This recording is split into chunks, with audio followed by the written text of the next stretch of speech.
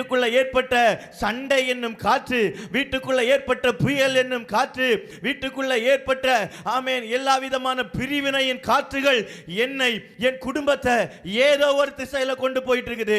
எங்களை ஏதோ ஒரு வழியில கொண்டு போயிட்டு இருக்குது. எங்க விருப்பத்துக்கு போக முடியல, என் விருப்பத்துக்கு என் குடும்பத்தை நடத்த முடியல. அநேக குடும்ப தலைவர்கள் புலம்புகிறார்கள், என் வீட்டை என் வழியில நடத்த முடியல, நான் விரும்புகிறது மாதிரி என் வீட்டை கட்ட முடியல, நான் விரும்புகிறது படி என் வீட்டை நடத்த முடியல, என் பிள்ளைகளுக்கு ஒரு படிப்பை கொடுக்க முடியல, என் பிள்ளைகளுக்கு ஒரு எதிர்காலத்தை ஆமென் அமைக்க முடியல, என் பிள்ளைகளுக்காக ஒரு நன்மையை ஆமென் கொண்டு வர முடியல. ஏதோ ஒரு வழியில போயிட்டு இருக்குது. மனைவிமார் சொல்றாங்க, நான் நினைச்சது மாதிரி எதையும் செய்ய முடியல, நான் நினைச்சது மாதிரி என் வாழ்க்கை அமையல, காற்றின் போக்கிலே கொண்டு போகப்படுகிறோம். இன்றைக்கு காலை வேளையில கர்த்தர் அந்த காற்றுக்கு நேராய் தன்னுடைய கரத்தை நீட்டுவாராக. உனக்கு விரோதமாய் உருவாக்கப்பட்ட இந்த காற்று என்னும் ஆயுதத்தை கர்த்தருடைய கரம் அமர்த்தும் வல்லமை உள்ளது.